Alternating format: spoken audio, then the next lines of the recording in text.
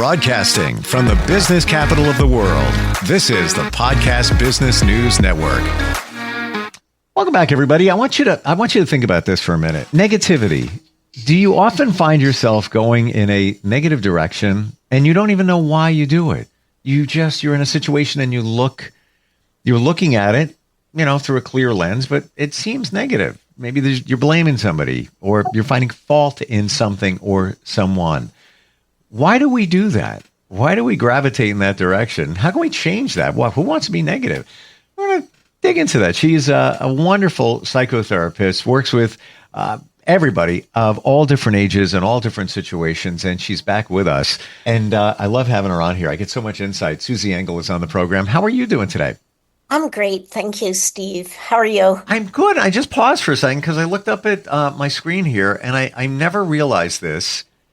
You're a chef? Oh, yes. Didn't even know.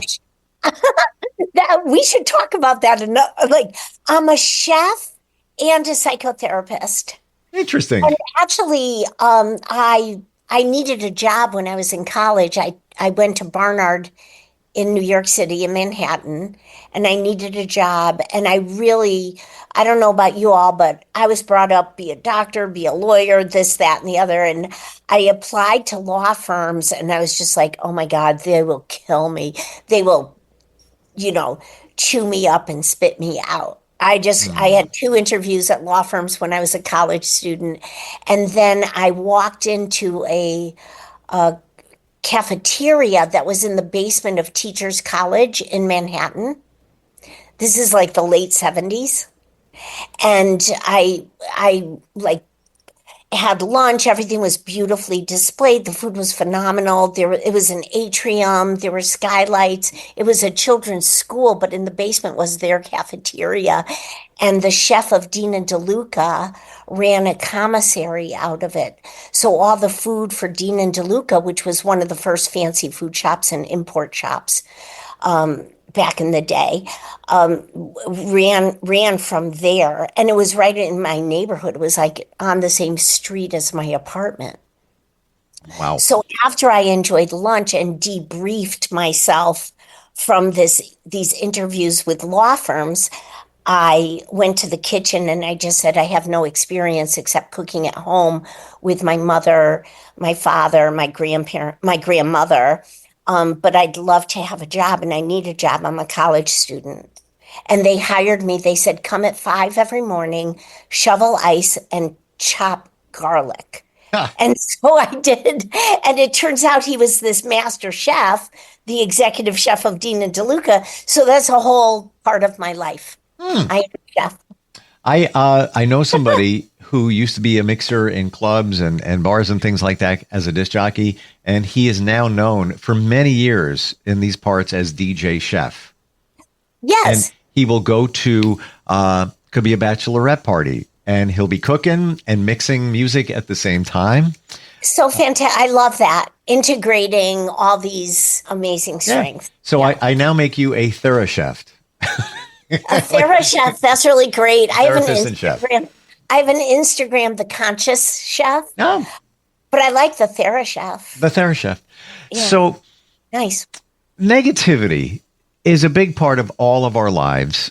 And we can get into, words like blame and faulting somebody and all of that. But I believe it just comes under the umbrella of just negative. Why do we often gravitate in that direction? Well, when people have challenges, struggles, day to day, what you and I have established are stressors in life. I'm not expecting people to have this rose-colored lens, Pollyanna type outlook at everything. But I do, when you mentioned the words blame and fault, I have a huge problem with that, because if that's somebody's go-to when there is a problem of the day or a problem of the week or a speed bump in their day, I just find it very misdirected rather than saying, how am I going to cope with this in a productive way? So now we might get positive and negative, but I don't like all that binary stuff sometimes, but that's just me. But how am I going to cope with this? Or is my adaptation in life going to deflect this and say, I'm not going to cope with it because I'm going to look outside of myself and say, whose fault is it? Who's to blame? And have an excuse for anger, resentment, or whatever this is. But if I cope with something, it's a lot more mature for one thing. It's a lot healthier for another. And it's easier to problem solve if that's what we need to do about a situation. And sometimes we just can't problem solve because it's not our problem. Well, that's a whole other situation where you can't control what you can't control. So you have to let that go. And many of us don't, but you need to. You need to look at it that way. And as dire as things can become, you always have a choice. You always do. Of how you react to it. Well, hopefully people are conscious. Now, that's a whole nother thing we've been speaking to relatively consistently. Mm-hmm. If people are going through life like zombies and mindless about these things, they're not going to be conscious, and they're going to think their choice is to blame and find fault with everybody outside of themselves, rather than I'm going to cope with this like a mature, healthy person, whether I'm a 9-year-old or whether I'm a 19-year-old or whether I'm a 69-year-old, right? Right. Yeah, absolutely. And do you feel, let's be honest, we're all negative. We're all negative at some point, some more often than others, but situations may present where you look at it in a negative way. Yes, sometimes. Sometimes, right. It's fine. Why do we do that? Is that maybe a evolutionary situation to protect us, to look at the negative, like, wait a minute, whoa, that's not right, or why does it have to be that way? Or do you think we're wired to be negative overall? Oh, no, I don't think so. I think that if we look at the interdisciplinary scholars like Alan Shore and Dan Siegel and oh my gosh, there's so many more, but like there's a core handful. We were just talking about the Yankees, the core 4. There's probably like a core 5 because my son always says one of the Yankees was left out of the core 4. So it's really core 5. But, if we look at these interdisciplinary scholars who study research and then integrate all these interdisciplines such as biology, neurobiology, psychology, anthropology, you're saying evolution. When we look at this, we are programmed with a blueprint. It's in our DNA to flourish, to grow, to expand our lives. It isn't until environmental issues start chiseling away at that blueprint or at that self-worth or at that hope and verve or motivation for life. And there are great books, Blink, Drive, really great books that have been on the New York Times bestsellers list that speak to this. And, negativity, if we look at something, are we saying it's negative if we are critical? Are we saying it's negative if we are analytical? Like, I don't view that as negativity. I don't either. If everything is going to be like, I want to be a chef and everybody says, oh, don't bother, that's negativity. And that's their problem, not my problem. Agreed. If I've apprenticed with the master chef and I know nobody cooks or bakes or works a kitchen the way I do, I am going to have a determination for myself. If the people around me say it's not, the numbers don't add up or it's the most risk adverse business, don't do it. That's their fear, not mine. So there's a difference between negativity, which I think is a illness, and critical thinking, which I think is intellectually superior I don't think that people are taught to think critically and analytically the way maybe the school systems really focused on that decades ago. Oh, I gotcha. And I agree that if you're critically looking at something, you're just analyzing it not for the negativity, but there could be things that don't add up. And, I don't want to call it negative, but it's not jiving. Not negative. It's legit. It's right. something that needs to be improved. How is that negative? That's actually a great thing to be critical. Sure. It's a great thing. We used to use the word be discriminating, not discriminating as in racism, but be discriminating in how you assess.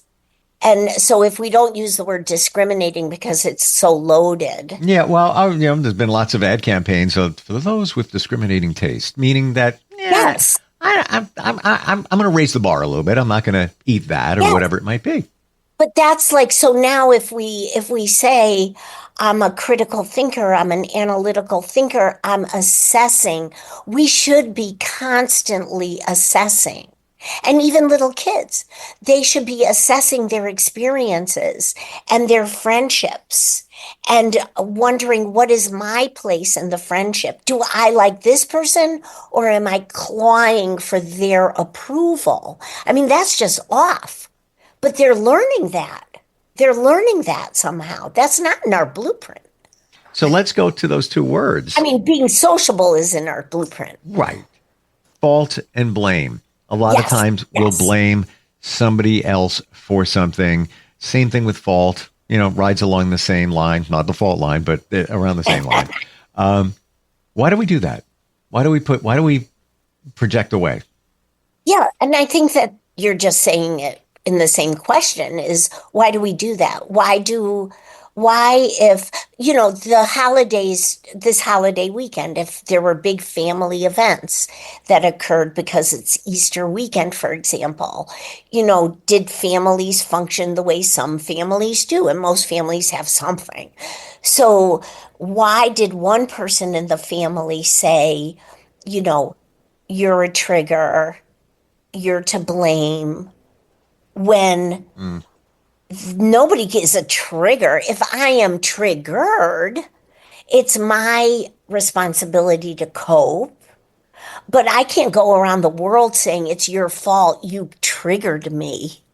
Because what do people know? Like, what if I smile and say good morning to somebody? And that triggers somebody. Right. That's right. What am I going to do? Go through life never saying hi to anybody? Yeah. Because that could trigger somebody. I mean, it's just upside down. So what it does is it detracts from looking at ourselves and being accountable for what we can be accountable for that which we can be accountable, or it is a like an interference, almost like a sport. Like, I'm gonna try to intercept this throw and completely get everybody off track. That way they won't say to me, oh, you're the person who should have been or could have been responsible for this or accountable for this. Well, yeah, we're in a situation where somebody is blaming somebody else. It's them. They what they did. Look at what they did. Oh my gosh. Yeah. Is it okay to look at it that way, or do we need to? Let's say it was a relationship and somebody did something, and maybe they continued to, and and whatever they did wasn't really nice at all. Should we also be putting the blame on ourselves? Well, if it's our personal relationship, we have to look at our, this is how I word it here at the office. I say, what might your contribution be in this situation? Whatever that is. It might be I was, a very good, loving, supportive partner in this relationship. It also might be I colluded, I enabled, I shut down around some of this stuff. Mm-hmm. Or it could be I spoke up, I cleaned up as I went along, I communicated all this stuff, but there was to no avail. There was no response. Well, if we're talking about me and my relationship, why did I stay so long? If I am contributing to the best of my ability and there is no action or response or evolution or growth, Yep. I also am responsible for hanging in there. Right. Right. It could have So been. Yeah. I mean, I would never say, the words would never leave my lips like it's his fault or it's that person's fault or they're to blame. I just can't stand it. I feel like the world would be a better place if we deleted those words and said, how did that person contribute with their unhealthy neurosystem or healthy neurosystem? Mm-hmm. And how did this person contribute with their healthy or unhealthy neurosystem? I'd much rather look at it that way. And if it doesn't work, it doesn't work. I'm fine with that. Move forward. Uh, That's why pencils have erasers. You it's can erase the mistake and move forward. it's a relationship, and what is a relationship? It's Back and forth. right. Back and forth. Is it fair enough to say then we're not going to put blame there? Each party had a responsibility in, let's say, things didn't go well in the end or along the way, whatever. That one could be responsible for more not so nice things, let's just say that, than the other person. Well, then that's fine. Then that should be a very short-lived when that part of that person's personality surfaces. Maybe that isn't obvious at the start of a relationship, but it does surface at some point. Then it's the other partner's or person's responsibility to say, I don't live like this.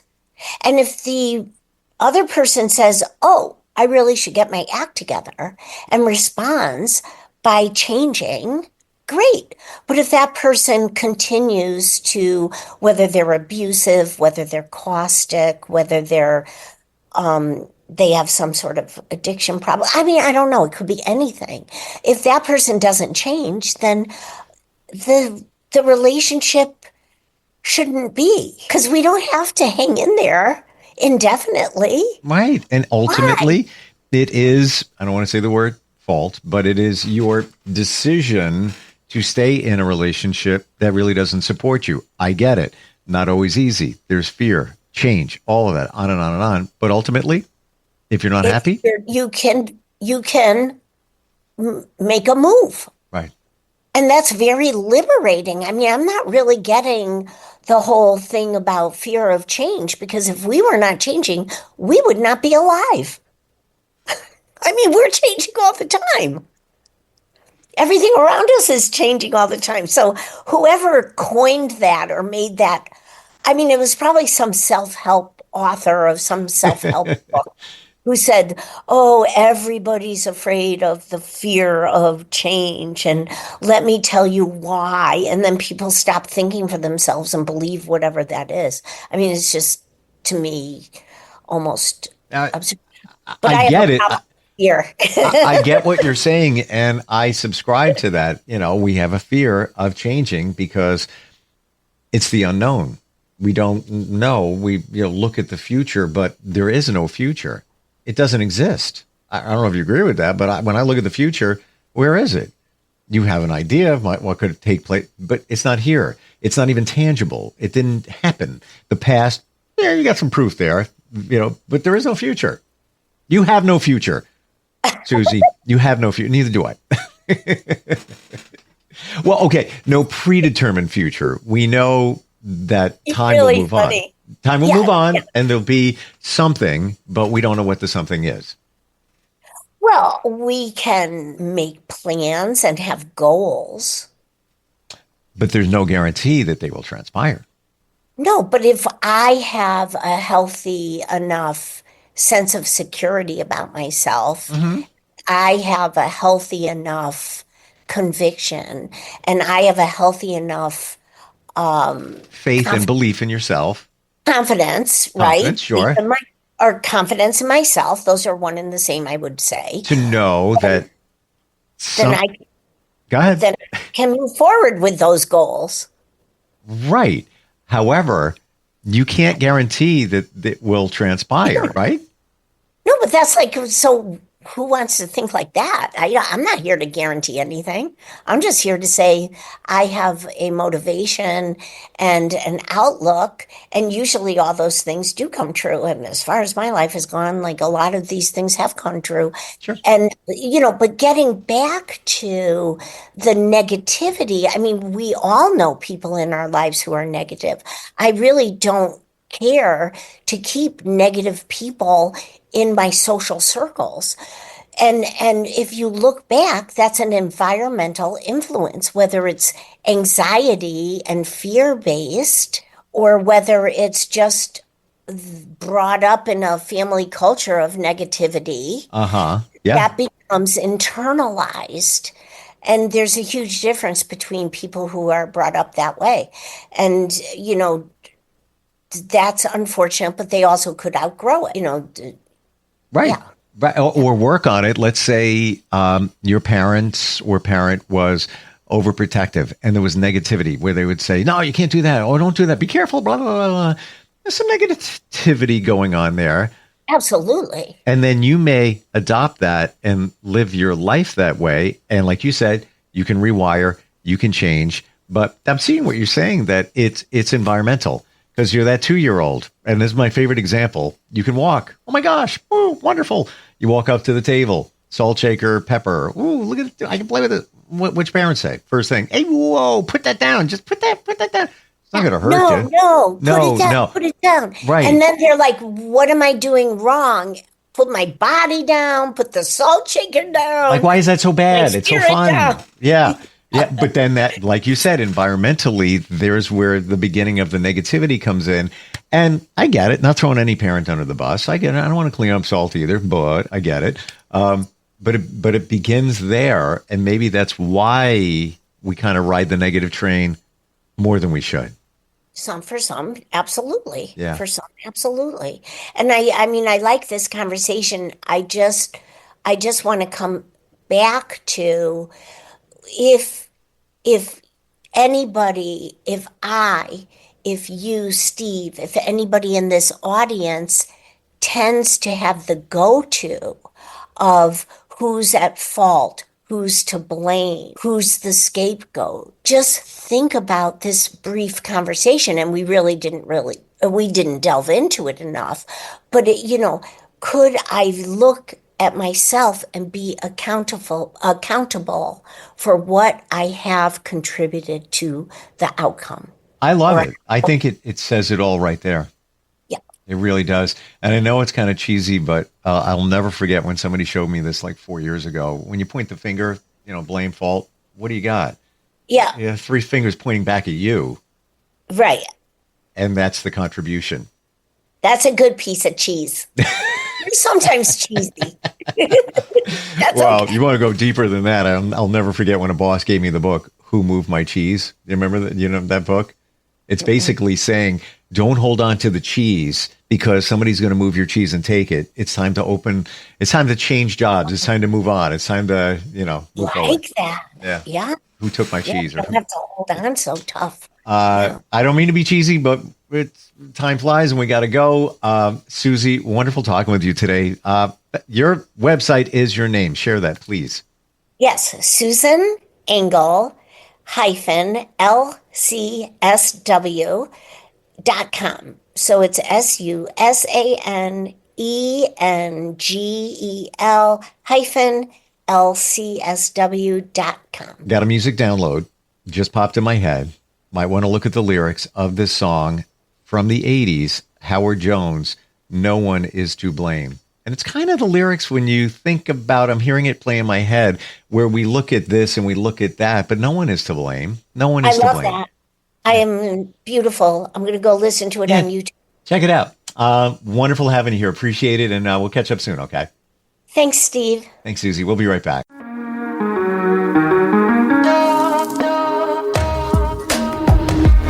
Broadcasting from the business capital of the world, this is the Podcast Business News Network.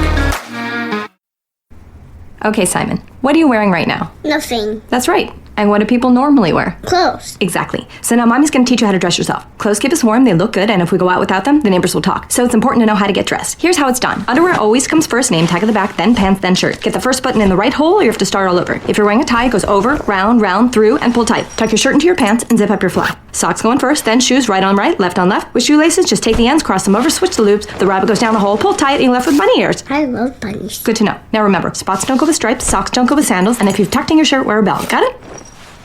Why are your pants on your head? Most parenting is hard to do in just 2 minutes. But spending just 2 minutes twice a day making sure they brush their teeth is easier and could help save them from a lifetime of tooth pain. For fun 2-minute videos to watch while brushing, visit 2min2x.org. That's 2min2x.org. A message from the Partnership for Healthy Mouths, Healthy Lives and the Ad Council.